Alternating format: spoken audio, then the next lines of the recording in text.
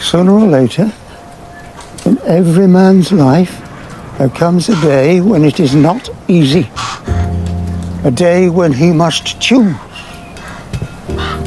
The disappointment is on you.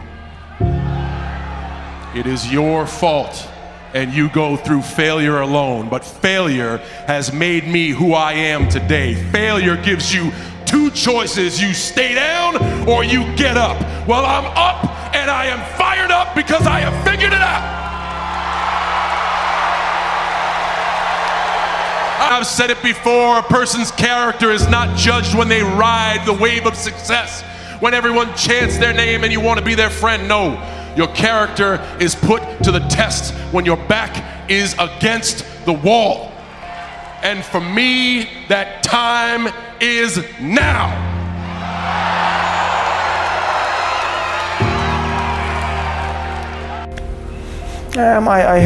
I heard a quote one time from Vincent van Gogh that really rang true. He said, he has dedicated his life to his art and he has lost his mind in the process. When I sat and I thought about that, it sounded very familiar. I have given every single thing, every ounce of my life to this craft, to perfecting my craft, and I continue to do so. And in the process, I have lost my mind, but in a good way, to regular society, to people who wake up at 9 a.m., who clock out at 5 p.m. They would look at me and say, I've lost my mind, but me, I have found it almost. So the goal was to be the first one at breakfast. So I set my alarm, I make sure I'm up by sunrise, I get out of bed, I put on my gear and I head downstairs. But when I get there, Kobe's already there, with ice packs on his knees, drenched in sweat. Now, it took me a minute to figure it out, but this guy wasn't only awake before me, he had already worked out. He had just played in the finals days earlier. Meanwhile, I'd been off for months and I was still exhausted. What he had done that morning was incomprehensible to me.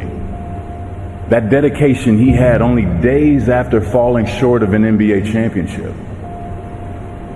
That taught me something I've never forgotten. Legends aren't defined by their successes. They're defined by how they bounce back from their failures. And that's what I hope to communicate to anyone watching this, especially the kids. You're going to have doubts, you're going to have a lot of trials and tribulations and challenges, and everybody has what's called a turn back moment. You always have a moment in your life where the direction you're going, you will have to make a decision to keep going or you turn back. The sad thing is, the average person turns back. But think about this, if you're going somewhere and you turn back, you can never get there. So what kept me going was, I made turning back, giving up, never an option. And I had really dark moments, man, where I thought I was going. I just didn't think I was going to make it. I mean, where I am today, I didn't see it clearly at all. I had a lot of turn back moments. But you know what it was for me, man? Being successful is so hard, but I realized that not being successful is hard too. The difference between not being successful hard and trying to get successful and hard, if you're trying to get successful and it's hard, at least there's some payout. There's a payoff. If you hang in there, there's payoff. When you're not successful, it's hard. It's hard not having money. It's hard never knowing how to come up with your mortgage and your bond and your rent and your let. It's hard not knowing that. How you gonna feed your children? How you gonna pay your bills? It's hard, ain't it? So if it's hard that way, and it's hard being successful, I might as well deal with how hard it is to be successful, because at least one day that could be a payout. If you just stay in the hard part of life of not being successful, ain't no payoff. There's no result for being poor. It's just more poor. You just poor some more. There's no payout. Just make the decision that you're not going to be poor anymore. You have the right, don't matter how you were born. I was born very poor. My father made $5 a day, $5 US a day. We had 5 children. That's poor in the United States. That's really poor.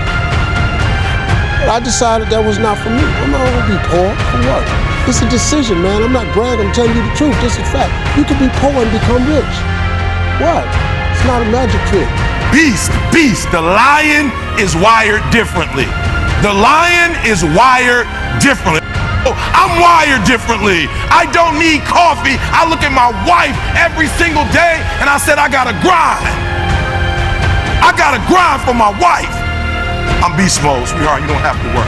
As a matter of fact, come work for me and I'll pay you more than you were making at your job. Beast mode.